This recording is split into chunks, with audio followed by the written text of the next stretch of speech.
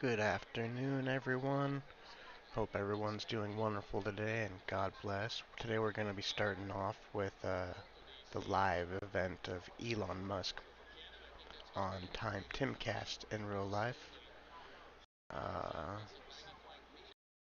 1 billion views from Trump space. Media and Dems lose it with James Klug, Timcast IRL.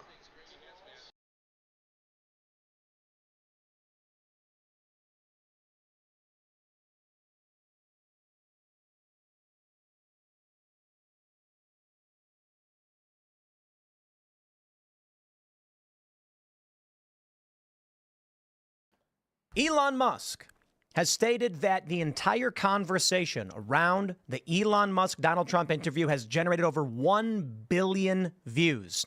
On the space itself, it's around 27 million total people listen, and it's been less than 24 hours with peak concurrent viewership of 1.3 million at the time.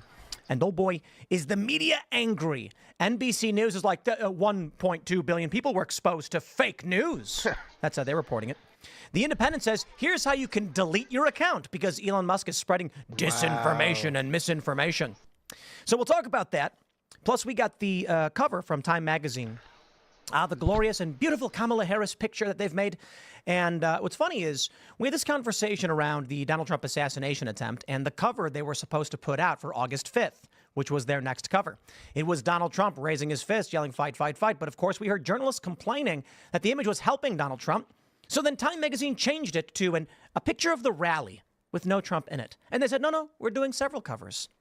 Guess what cover they actually released? That's right. Kamala Harris replacing Joe Biden. Now, that happened a week later. That's right.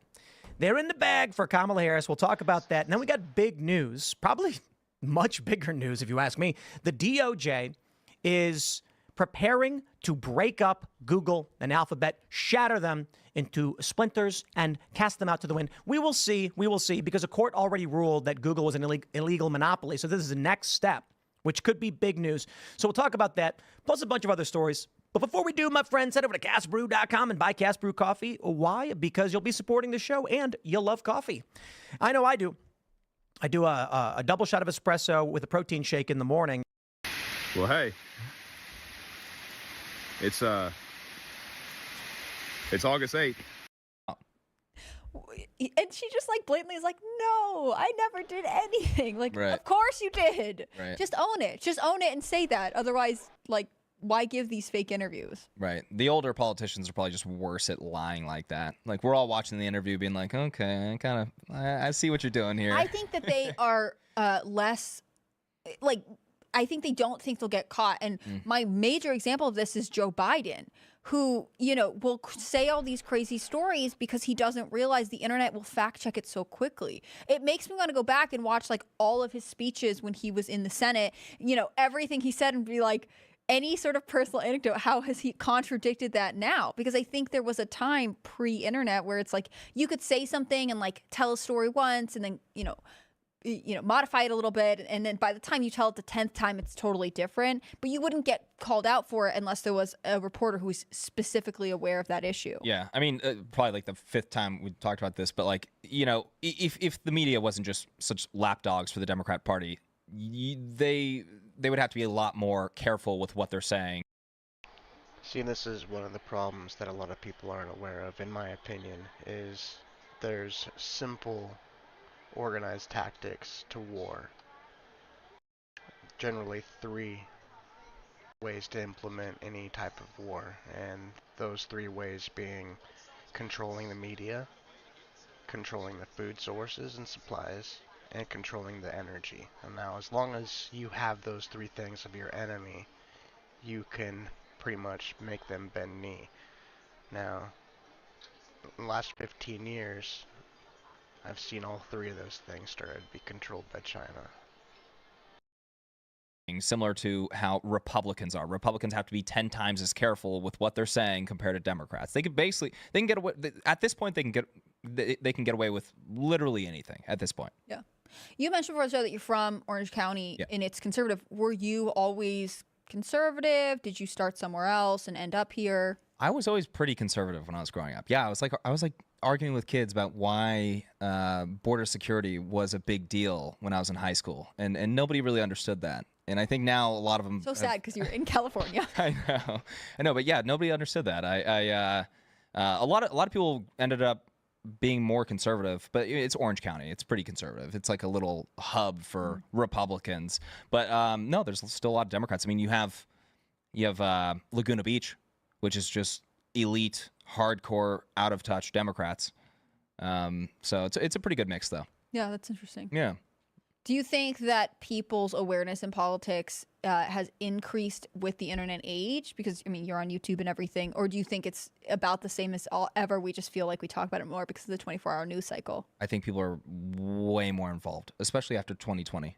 I mean, you saw a part of the country essentially branch into like two aspects. One was like hardcore, rebel, and the other one was hardcore kind of just obey. And a lot of people totally woke up. A lot of people are way more politically, involved. I have family members that are way more politically involved. I have friends that weren't that political before that are way more politically involved because, as soon as people kind of see or there's something that wakes them up, they see how dark what's happening right now really is, and that becomes scary. And people start to pay attention once they're a little bit spooked about the direction of the country, Yeah. Yeah, I think it almost has to get to that point because there's also a large group of people in this country who don't really think politics impact them or their lives or their families, and until something bad happens, don't start paying attention because they see the constant pour of media about what's happening as overwhelming or distracting from like their normal day-to-day issues without realizing that these things happening in politics impact your everyday. Right. Or they start hearing about stories of people like perhaps you can be somewhat out of touch, right? Mm-hmm. Let's say you are somebody in Laguna Beach and you're somewhat out of touch and you're fairly apolitical, but you start hearing these stories about illegals being, flown into the country and harming some little girl, and you're actually getting exposed to these stories, the reality of the situation. That's another way to be like, holy hell, The thing is you try telling people these stories, and if they've had anything to do with the media, they think you're completely insane. I've experienced it day in and day out where you can't even start treading onto those type of topics with people without them starting to raise eyebrows at you. Okay, I actually see the problem here. Still waiting for the results, but nothing's come in just yet. So there's also, I think, an issue of distrust in the media because it is so biased, and I think that is on both sides, like how we saw the audience laughing about CNN just staying with the facts and unbiased. Well, so people don't know what to believe. I was talking to my dad recently about this, that I'm not a conservative. So the conservatives can beg and cheer. According to the left-wing media, I don't care what they say. Right-wing extremist. Conservatives can go to the liberals all day and night and try and offer them salvation all day and night. I don't do that because I'm not a conservative. I just think they're crackpots who are aborting their own children, believing lies, and driving themselves off a figurative cliff. And so it's not, I talk about the biological imperative, right? If you don't have kids, you don't exist. Conservatives have more kids, liberals don't. Over a long enough period of time, less liberals. And conservatives say the schools are a big issue. Yeah, but look, that's not going to change things. It's deeply ingrained in how people are raised and how schools do indoctrinate. You do hear about kids who come from conservative families who go liberal, but it's not enough. And so my attitude is, look, I'll try every day. I will try to warn people every day. They have laid bear traps in the forest. This is where it is. And if they go, you're lying, I go, okay, whatever. Like, I'm not an authoritarian. I'm not going to tell you how to live your life. These conservatives like Matt Walsh, Matt Walsh is going to tell you, no, I'm not going to let you step in a bear trap. I won't do it. It's for your own safety. It's for your own good. And it really is. But me, I'm not a conservative. I told Matt Walsh this. I was like, bro, you're like a paladin. And I'm like a rogue. And he was like, a paladin? And I was like, yeah, like a holy warrior trying to do good with like righteous justice and retribution to like make things right. And he's like, I like that. I'll take it as a compliment. I'm like, it is a compliment. I'm more roguish. I'm just like, I'm going to sit back, put my feet up, and I'm going to tell you guys, hey, don't step there. There's a bear trap, but you can do whatever you want. Don't look at me. And then when people go walk in that bear trap, fine. 20 years from now, this country is going to be conservative Christian just by virtue of people having kids. But there are other factors. Those other factors are believing lies are going to lead you to negative outcomes. Being out of shape and believing in body positivity is going to lead you to negative outcomes. If you listen to a conservative, he's going to tell you things, she is going to tell you things that will probably make you happier, healthier, and live longer. It's not absolute, but it's a tendency. And if you listen to the left, you're going to be morbidly obese, unhappy, on antidepressants, and you're going to have no kids and no family. And then you're going to find yourself at 70 years old in a hospital bed suffering cardiac arrest from your high cholesterol. And there's going to be no one around to help you. And you're going to vote for the state to take other people's money to fund you. But eventually, there won't be enough. There's going to be way more conservative kids. And they're going to be like, I ain't paying for you. And then you're going to be left out on the street. And that's the end of it. And it's unfortunate, and we don't want that outcome. But the difference between, say, me and Matt Walsh is Matt Walsh says, no, we have to enact policies that stop the people from hurting themselves. And my attitude is more libertarian, where it's like, I suppose you can bring the horse to water, but you can't make him drink, right? That's what I see in this country. So we'll see what the election results turn out. But my attitude is this. We want to avert the worst case scenarios. We don't want civil war. We don't want World War III. And we're going to do everything we can to try and prevent it from happening, because that's an existential crisis for our lives. But in the short term, if one of these liberals wants to go out and just not have kids and not, have a family or do any of these things, oh, don't look at me. I ain't going to stop you. Live your life. Have fun. I do think where there should be a line drawn is when kids who can't consent are having things done, whether it's like procedures or medications that are unnecessary and experimental. I don't think that should be allowed. Of course, absolutely. Now, are you going to muster up the amount of votes to actually enact that policy? And therein lies the challenge. Because in the West Coast states, despite the fact we all agree with this and advocate and say that shouldn't be allowed, they're going the other direction with it because of the way they vote. Mm-hmm. So the end result is, hey, man, we tried. And we tried hard. And we're trying right now. And we're never going to stop. But there's a line. At a certain point, people are going to vote for things that harm themselves. And, well, it's a self-correcting problem, I guess. So the challenge then becomes survival of the fittest. We win this election. We win 2024. Donald Trump gets in, gets a good DOJ. We win Congress and the Senate. And then we put those laws in place saying, there's a limit. You can't go near kids. Mm-hmm. And that's how we get it done. But at the state level, the states are doing all this wacky stuff. And I'm just like, man, we're going to vote. We're going to try our best. But in the end, what do you do when Washington passes these laws? We're not going to go to Washington and tell these people how to live their lives. The end result is going to be, we're going to try again in 4 years. We're going to try again in 4 years because we're doing this through a diplomatic, democratic, electoral process. My point is this. Over a long enough period of time, as they implement policies that are a detriment to themselves and to their children or lack thereof, the end result mathematically will be it 4, 8, 12, or 16 years or whatever, we win. We win. We get the laws passed that we want. We build the society that we want simply because there's a tendency among right-leaning people to be healthier, to be better informed, to save for the future, and to have children, which is the most important one. And I think that's why kids are targeted so heavily in public schools. They're putting in curriculums to try to brainwash kids with these insane ideologies. So take back your power where you can. If you're conservative, you're having kids, consider homeschooling if that's possible for you.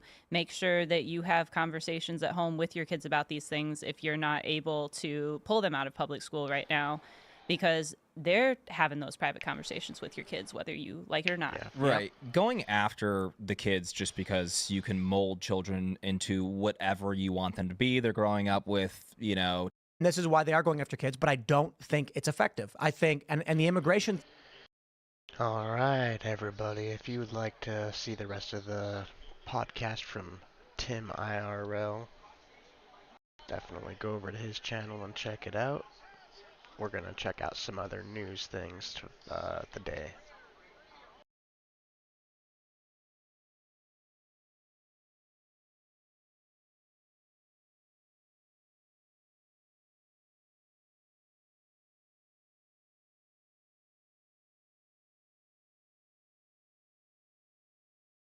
On the hit TV show Undercover Billionaire, Discovery Channel challenged me to build $1 million business in 9. Meantime, we do want to bring in our friend at the Heritage Foundation, Brent Sadler, who knows a thing or two about this region of the world. He joins me.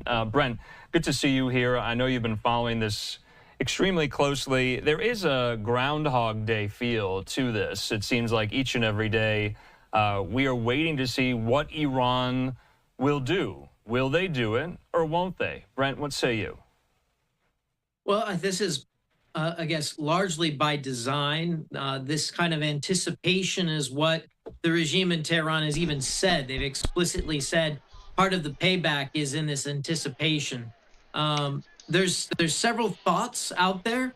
Again, the nature of the assassination of Haniyeh in IRGC guest house in Tehran after the inauguration of Iran's new president is a significant, loss of face, but not the same thing as the attack in April 1st, where Israel killed several senior IRGC Iranian generals that are key in supporting and supplying intelligence to the proxies, in that case, Hezbollah. So it's a little different in the nature of what happened recently with the killing of Hamas's leader versus the response, the mass missile attack that Iran launched in response to that earlier Damascus attack where Iranians were killed. In this case, and what we're seeing and waiting for is a response that didn't involve any Iranians. Brent, I thought the president said something today that was quite interesting. He made the direct link to the ceasefire deal negotiations that are going to be happening later this week to what Iran might do. He said this, that if a ceasefire deal is reached, Iran will hold off. He said that's his expectation. Is that your expectation? Well, that's what Tehran is saying right now, I think, in an effort to try to walk back their threats. Again, the missile attack that they launched on April 13th was, largely ineffective and basically demonstrated the impotence of Iran's conventional weaponry. And so a repeat of that actually has a lot of risk for the Iranian regime. So I think they're looking for any excuse to avoid having to do that again and be embarrassed. So I think, yes, if a deal is made, they'll seize on that as an excuse for not amassed retribution against Israel. Okay, let's talk about the deal right now. I guess there really isn't much of a deal on the table at this point. It has changed in so many forms and iterations. Hamas isn't even going to be at the table this round. Secretary of State Blinken is postponing his trip to the Middle East. He was supposed to leave today. How does that bode for the overall sense of negotiations? Biden said today on the tarmac that this is very hard, but he's still confident. He's still optimistic about it. Is there any sense of optimism left in this, or is it a fool's errand at this point? My assessment is a fool's errand, quite frankly, because the two parties that are involved in this that are key to any negotiation is Israel and Hamas, and neither of them have had any indication that a deal is in the offing that both would agree to. Hamas has been basically less than an honest broker in these negotiations, and I don't see that changing even with the assassination of their former leader, Haniyeh, because really, Sinawar, the guy who's hiding out in the caves or the bunkers in Gaza, has really been the guy calling the shots, and he is of no mind or illusion to sign a deal with the Israelis, which would be effectively his death warrant. But, Bren, I mean, 3 of Hamas's top leaders just in the last month and a half have been neutralized, taken out. They're dead. You mean to tell me that Hamas still has leverage after that? No, I don't think they have any leverage. The only thing that they have is the anticipation that they have hostages that are still alive, and that is really their lifeline. And I think as a matter of time, Israeli forces continue to the stranglehold on them. And once they find Sinawar, I think things will very rapidly come to a conclusion with the defeat of Hamas. Okay, so could it be, though, that because of these targetings and killings and assassinations of Hamas's top political leadership, that they don't have anyone to come to the table, or they haven't tapped the next person to come to the table for these latest rounds of ceasefire talks, or not? Is that not possible? It's an attempt, quite frankly, to try to force the Israelis into a ceasefire to allow Sinawar to engage in negotiations. Again, that's an effective ceasefire. There is a negotiator already. There was the second that's been leading the negotiations in Qatar, who is working for Haniyeh, who's there still able to negotiate on behalf of Sinawar.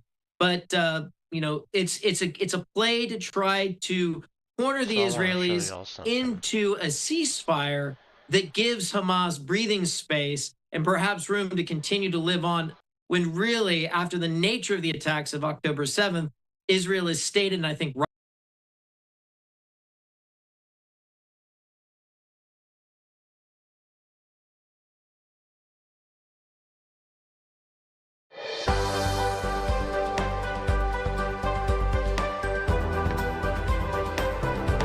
In the year 2015, the world agreed on the ambitious, inclusive, and universal Sustainable Development Goals, making a commitment to leave. So let's go back to the beginning here. Oops, get a better picture.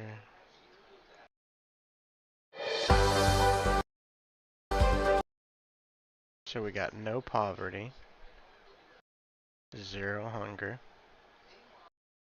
good health and well-being, quality education, gender equality, clean water and sanitation, affordable and clean energy, decent work and economic growth, industry innovation and infrastructure, reduced inequalities, sustainable cities and communities, responsible consumption and production, climate action, life below water, life on land, peace, justice, and strong institutions, partnerships for the goals.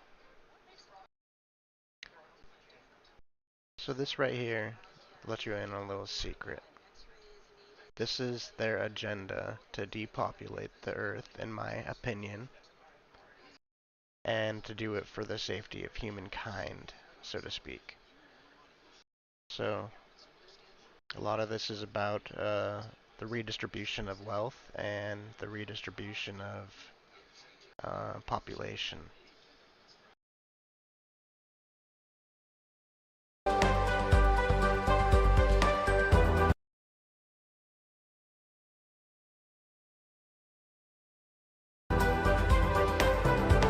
In the year 2015, the world agreed on the ambitious, inclusive, and universal Sustainable Development Goals, making a commitment to leave no one behind. It is so decided.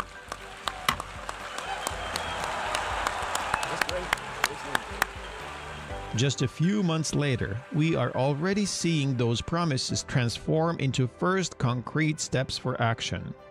On 21st of April, presidents, prime ministers, and other high-level representatives from around the world gathered at the UN headquarters in New York for a high-level debate on achieving the SDGs now that the goals and targets have been set. We have no time to waste.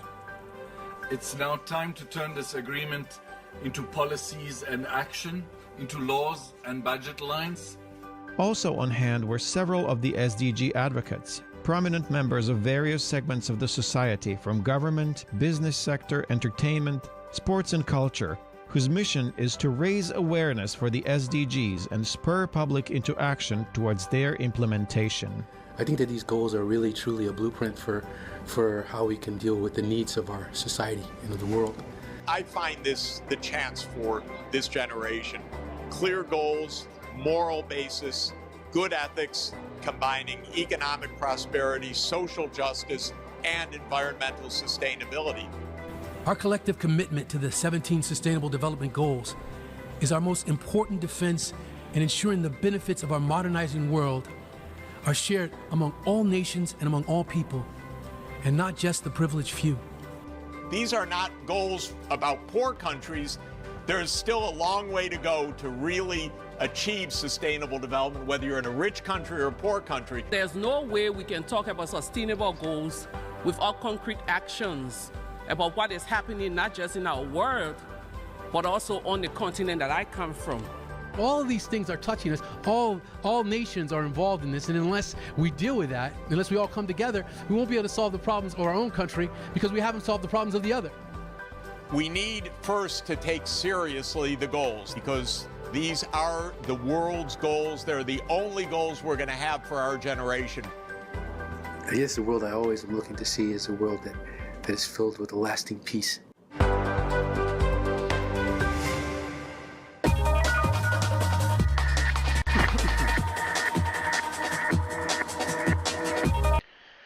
So there's this theory that sometime in the 70s, a group of people, powerful people across the world, got information that somewhere in our Earth's timeline it would no longer be sustainable with its current production and needs, so that they implemented a plan to essentially slow the curve.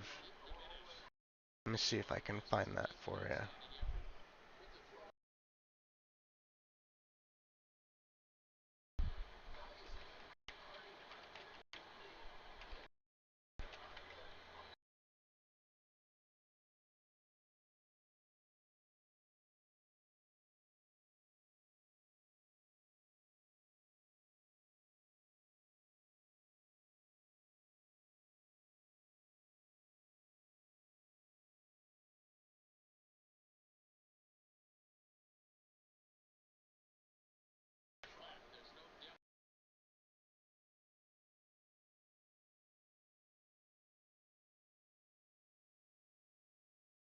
Twisted Tea is a refreshing, hard iced tea made with real brewed tea. Keep it twisted. Oh my god. I cannot describe what just happened to me. I really...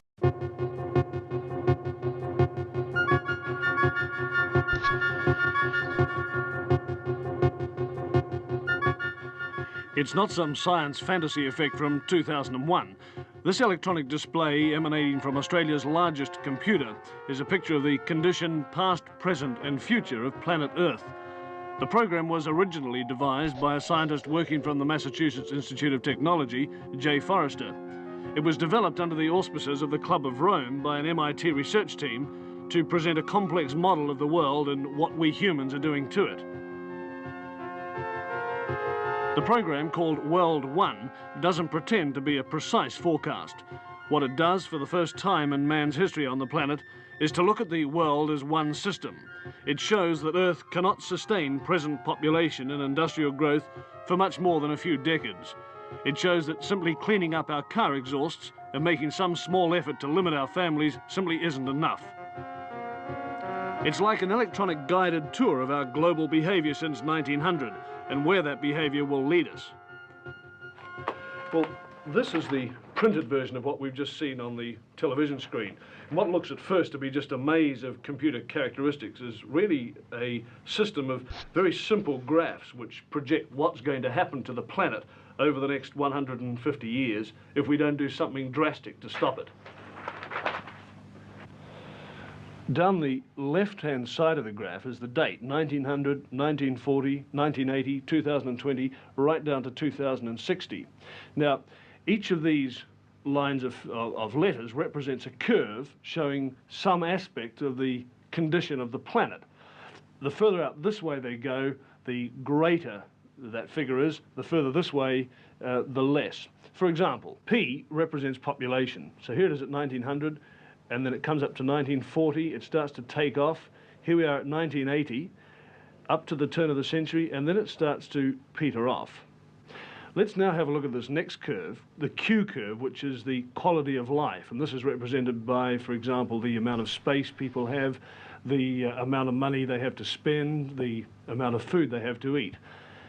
Now, it increases rapidly up to 1940, but from 1940 on, the quality of life diminishes. And here we are about the turn of the century, and we come up to the year 2020, and it's really come right back. That. More people, of course, means that you start to chew up your supply of natural resources. And this is this curve here, the N curve. And it shows that slowly but steadily, the pool of natural wealth in the world, natural resources, minerals, oil, and so on, is slowly but steadily diminishing. So this is the situation. As population increases, the quality of life decreases, and the supply of natural resources decreases. But have a look at this curve here. This is called the Z curve, and it represents pollution. Now, predictably enough, as the population increases up to 1980, pollution increases. There's more rubbish. But from 1980 to the year 2020, pollution really takes off. This is assuming, of course, that we don't do anything about it. So the year 2020, the condition of the planet starts to become highly critical. And if we don't do anything about it, this is what's going to happen. The quality of life is going to go right back to practically zero. Pollution is going to become so serious, right out here, that it will start to kill people. So the population will diminish. Right back here, less than it was in the year 1900. And at this stage, around about the year 2040, 2050, civilized life as we know it on this planet will cease to exist. Well, hopefully, of course, it won't be allowed to happen. But it's taken this kind of shock treatment to nudge governments into doing something, and slowly we are. We're starting to clean up our atmosphere. We're starting to recycle our rubbish. We're doing something positive about population control. But so far, our efforts have really been just a drop in the ocean. The Club of Rome comprises some 70 men of widely varying backgrounds, but their common concern is that the world problems cannot be solved by individual nations.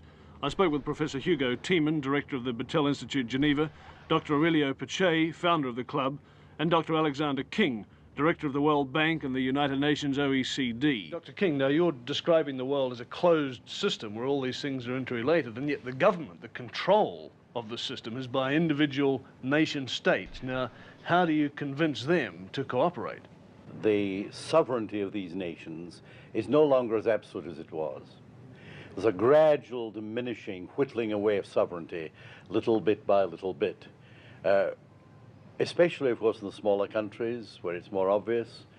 But the bigger countries have to do a good deal of this by agreeing to international arrangements for the law of the seas, or for the limits of fishing, or for control of the wavelengths in radio, and 101 other things. But especially in the technological field, I think this is going to be increasingly so because of developments next year.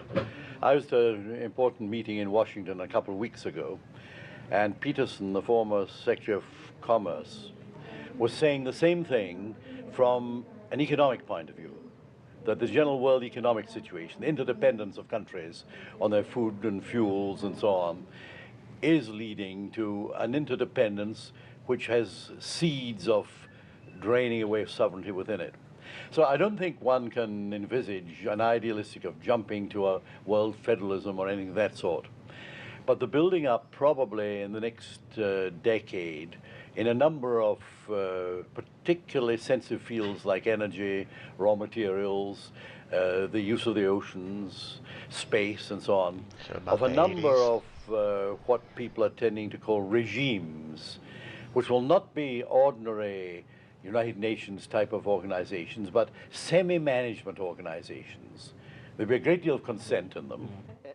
Dr. Pache views the European common market as an elementary example of the kind of regional cooperative which is going to be necessary.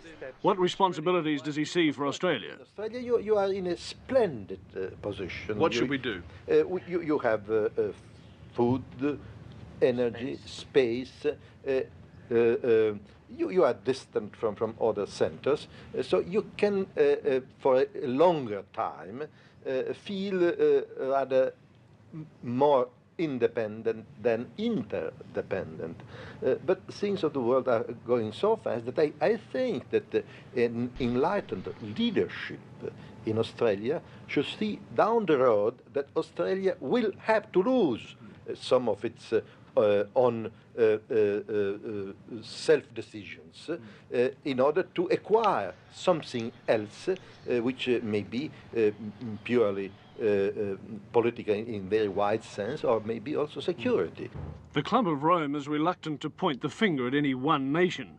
Yet clearly nations like the United States, which consumes approximately 60% of the world's resources, will in the club's view have to accept a severe cutback in its voracious appetite. But the club's utterances are cloaked in a velvet democracy, in the hope that their facts will gently persuade. We will ask who is making the decision, and whether the decision makers of today, whether they perceive the problems, what kind of problems, and the interactions of the problems. That's a very pragmatic approach. Has the time come, Dr. King, when we're going to have to say we can no longer entrust our resources and the exploitation of those resources to private enterprise? Has the time come when governments will simply have to take more control? Simple nationalization and things like that wouldn't help at all, because we've got to keep an incentive approach.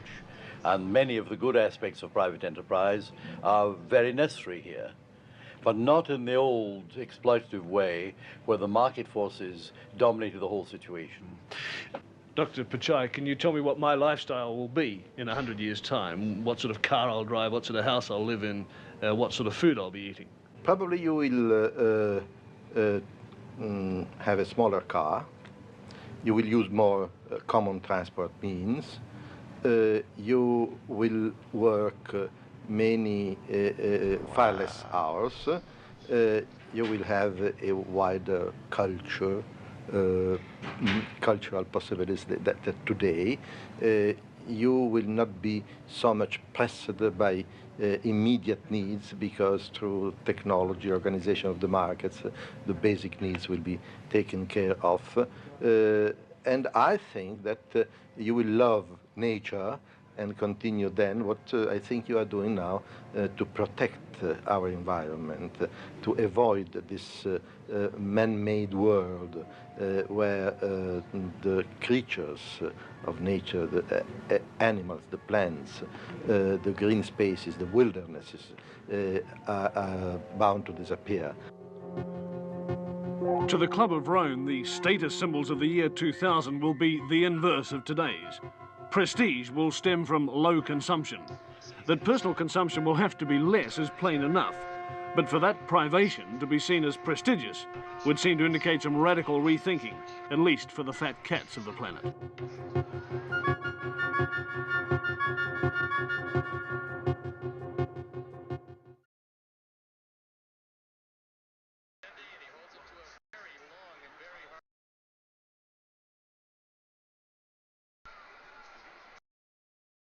Time to help people customize and save with Liberty Mutual.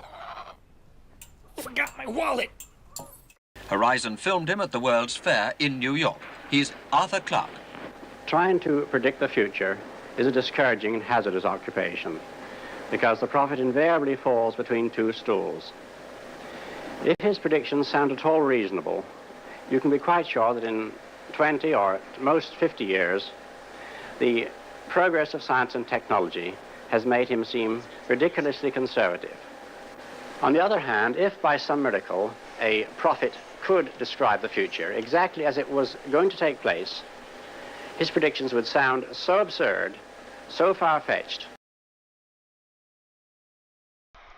The Earth Summit Environmental Leadership Act, as this is known, presents us with an opportunity to follow up on the important work of the Earth Summit to develop its blueprint, Agenda 21, for global environmental action.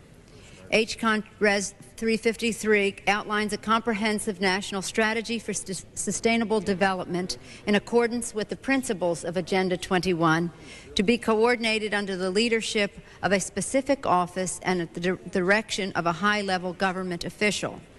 The resolution also urges the United States to identify and initiate further agreements to protect the global environment and to support the creation of a high-level United Nations Sustainable Development Commission headed by an Undersecretary General.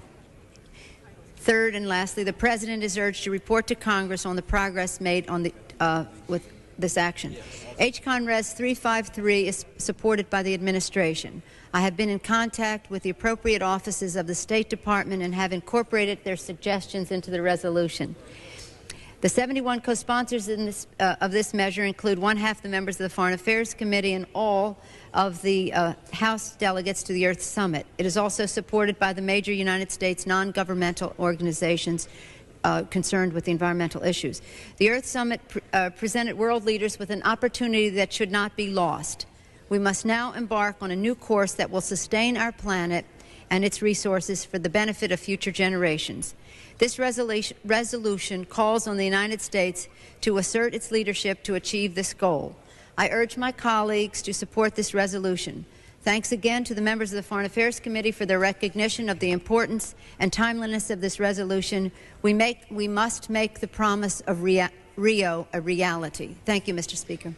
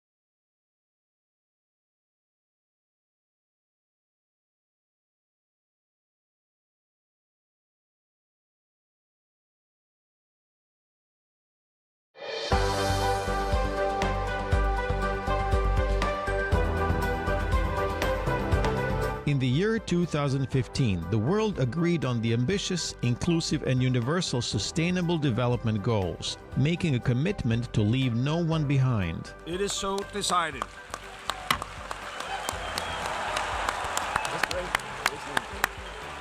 Just a few months later, we are already seeing those promises transform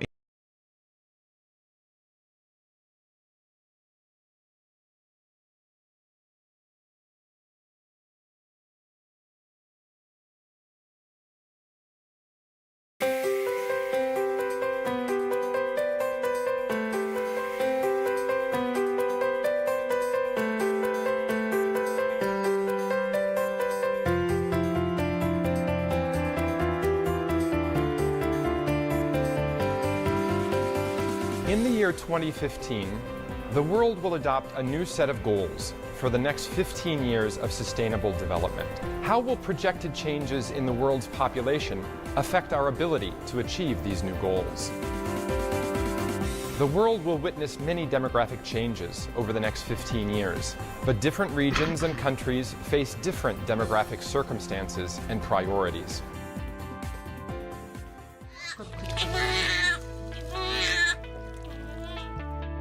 Between now and 2030, 2 billion babies will be born, each requiring access to healthcare services. 2 billion children will reach school age, each needing access to high-quality education. And more than 1.2 billion young people will transition into adulthood and begin looking for jobs. In some countries, the total population will grow, while in others, it will decline. One thing that all countries have in common is the need to plan for population aging. People aged 60 and older are now the world's fastest growing age group. Ensuring their economic security in later life, meeting their healthcare needs, and protecting their rights must remain a top priority.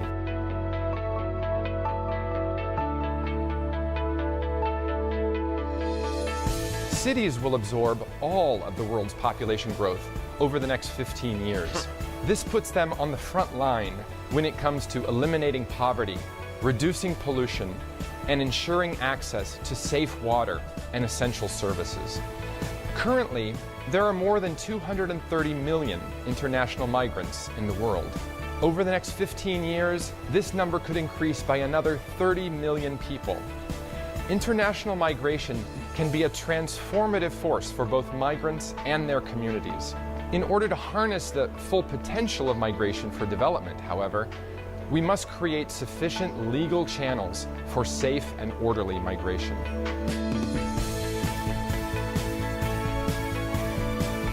Our greatest challenge for the future is to ensure that the world's population can thrive.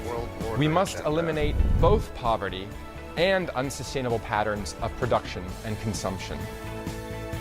Through a deeper understanding of how the world is changing, combined with better planning, stronger partnerships, and greater political will, we can create a better tomorrow for both people and planet.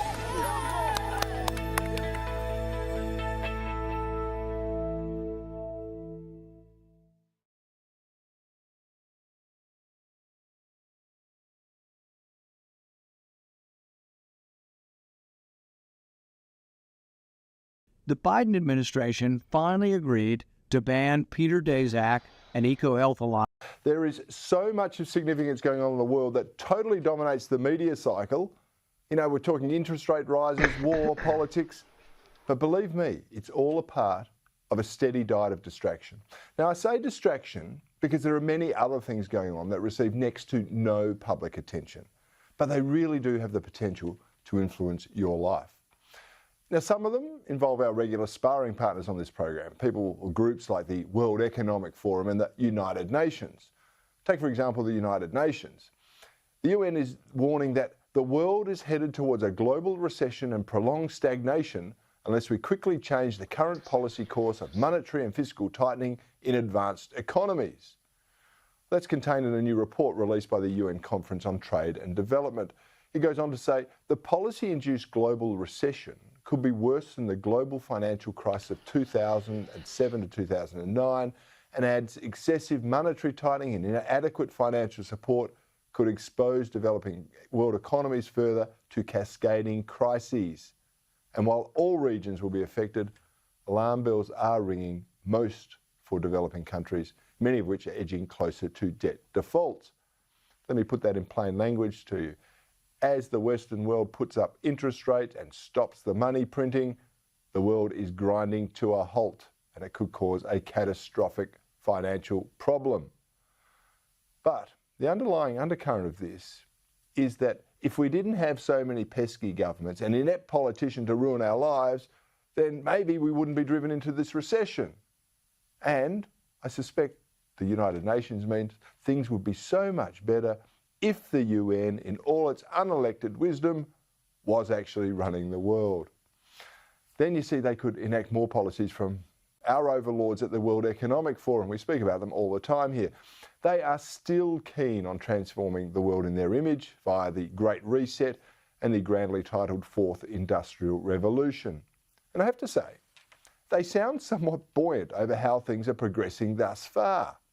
See, right now, the WF are providing a platform for those pushing a My Carbon initiative. And okay, they'll describe it differently, but in my words, it's essentially a personal carbon social credit system that will track everything you do, everything you buy, everything you eat. It's like Big Brother. Now, to understand why the WF are so happy, I'm going to quote directly from their website. Here it goes. COVID-19 was a test of social responsibility. A huge number of unimaginable restrictions for public health were adopted by billions of citizens across the world. There were numerous examples globally of maintaining social distancing, wearing masks, mass vaccinations, and acceptance of contract tracing applications for public health, which demonstrated the core of individual social responsibility. That's the WF's words. And why wouldn't they be encouraged by that? I mean, the world accepted unimaginable restrictions with nary a whimper. Just imagine how that is going to embolden their next PSYOPs projects as they attempt to enslave us all. And they're also boasting about their fourth industrial revolution. It's making progress, apparently. And they're using blockchain technology, likely, which will be integrated with central bank digital currencies, to keep track of everything we do. But it's all to save the planet, of course. That's why you see they advocate increased costs for carbon-intensive activities. Now, these activities are things like transport, construction, electricity and the like. And they also want to reduce demand for certain, quote, unspecified things. But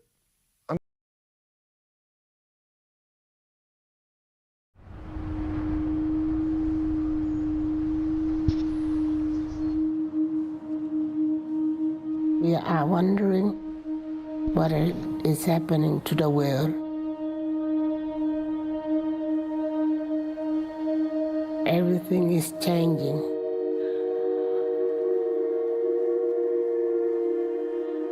The very idea of human being some sort of natural concept is really going to change. Our bodies will be so high-tech, we won't be able to really distinguish between what's natural and what's artificial.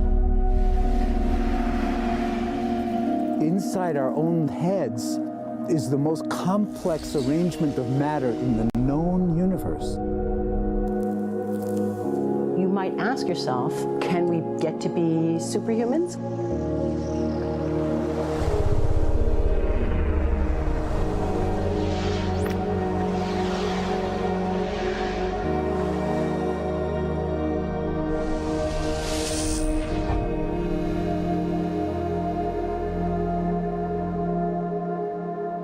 The original Industrial Revolution was driven by the discovery that you could use steam engines to do all kinds of interesting things. But that was followed by additional revolutions for electricity and computers and communications technology. We're now in the early stages of the fourth industrial revolution, which is bringing together digital, physical, and biological systems. One of the features of this fourth industrial revolution is that it doesn't change what we are doing, but it changes us. with the ability to visualize brain activity, for example, through a simple consumer-based EEG device, it gives us access to ourselves in ways that we've never before thought possible. It unlocks the black box that is the brain and enables us to really, truly be able to realize an identity that is aspirational. There's now a scientific foundation for the effects of mindfulness on the brain, on the genome, on biological aging. And when the human mind does know itself, then you get the potential for a new renaissance that restructures itself in terms of our relationship to life, our relationship to the planet, our relationship to work. We need a different economic model. And by that I don't mean capitalism versus communism. What I'm talking about is a shift in the system along the lines of the two big changes that happened in the 20th century, Keynesianism, with a much greater focus on health and education and the role of government working with business, and then a reaction against that in late century to neoliberalism, where the focus was on free markets, freedom of the individual, and getting governments out of the way. We need a shift to a new system that will allow us to meet the basic needs of every human on the planet, that will live within planetary means, that will be fairer, and that will be focused as its key goal, not on growth per se, but on maximizing human well-being. And history tells us that a values shift is triggered by creation of a new story about how we want to live.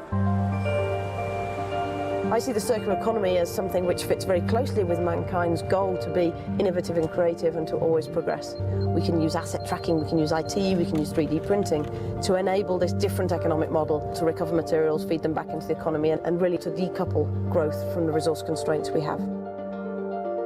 The reason we live in cities is not different today than it was 10,000 years ago. Even if we have got networks connecting us, we still want to have places where we meet in person. So this means the place where we work and the place where we live are much closer to each other, a city where we don't need to have big supply chains in order to produce things, where many things can be sourced locally thanks to 3D printing and robotics. So if we're able to do something to transform cities, to make them more efficient, then the impact can be huge. Think about the prospect of getting rid of plastics. We must not only be inspired or informed by nature, but actually use natural organisms with which to design products and building parts. Only instead of varying material properties, we're varying biological functionality. Design is critical today because it's the first signal of human intention. So the question of adding quality to quantity, it isn't a matter of simply circulating things that are potentially toxic. It's circulating things that are safe and healthy for all generations. So the goal is no longer, I want to be less bad, less monotonous, less unsafe, less unjust.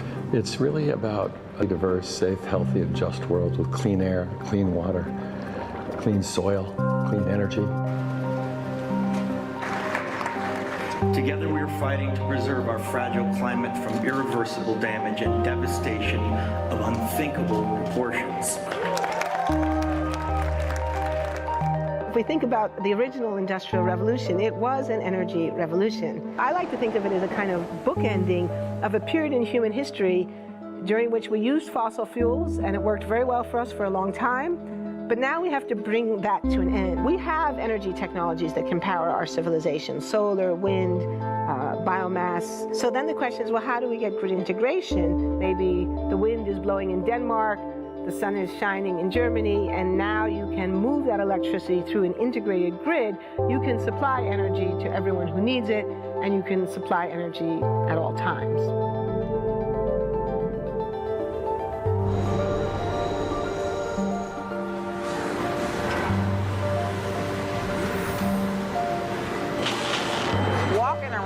Do see different stuff as far as like the body marriage line.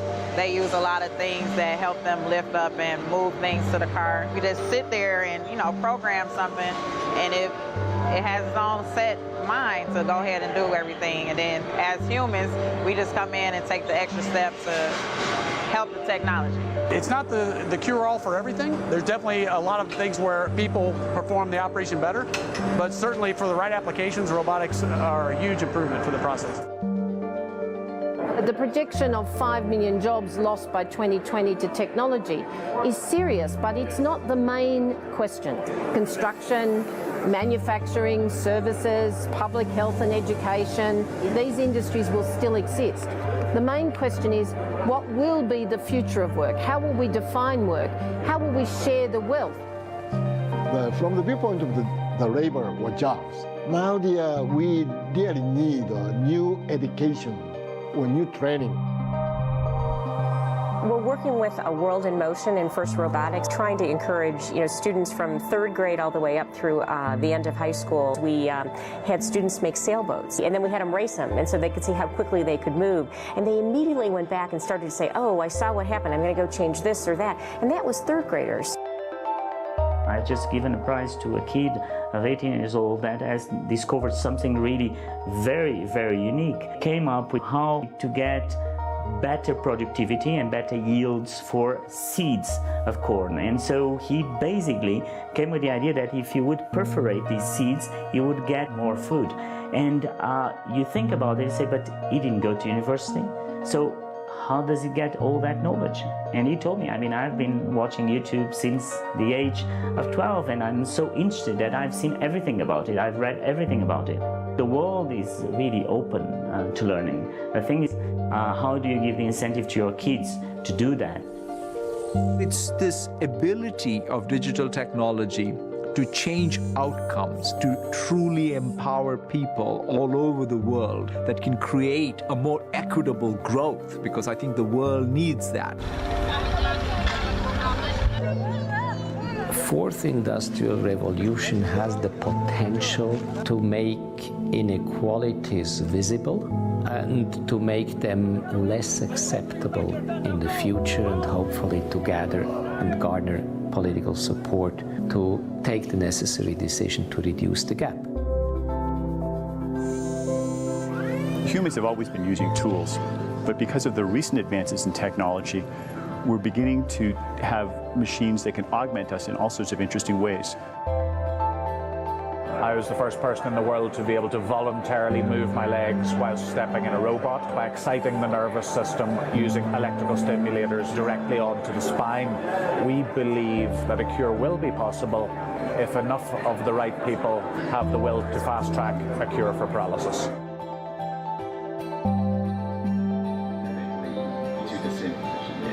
We take two things from the patient. First, we take a three-dimensional X-ray and we extract the three-dimensional data out of that so we can make a perfectly shaped puzzle piece. And then we also take a sample of fat tissue from the patient so that we can extract the stem cells out of those. And we use those stem cells with this three-dimensional scaffold that we fabricate, and after 3 weeks we have a piece of living bone that's ready for implantation. Being able to use genome editing to understand the genetic changes that lead to cancer, and technologies like drug delivery, getting molecules into particular types of cells. There's a lot of excitement about being able to move much more quickly on this disease. One of the things that I think is so essential to free and open societies is freedom of thought. And up until now, the conversation we've been having is around freedom of speech. Once we can access people's thoughts and access people's emotions, we have to create a space that enables people to think freely, to think divergent thoughts, to think creative thoughts. And in a society where people fear having those thoughts, the likelihood of being able to enjoy progress is significantly diminished. We need to take responsibility at every level of society, from the individual and the personal to the institutional to the global, to adapt to these technological challenges and changes which are redefining what it means to be human, what it means to work, what it means to be completely embedded in this world. People always ask me if I'm an optimist or a pessimist. The technology exists, but how do we get it and implement it at the scale we need at a price that people around the world can afford? Even though we have everyday problems we have to solve, we have to find a way to lay the foundations for the innovations of tomorrow.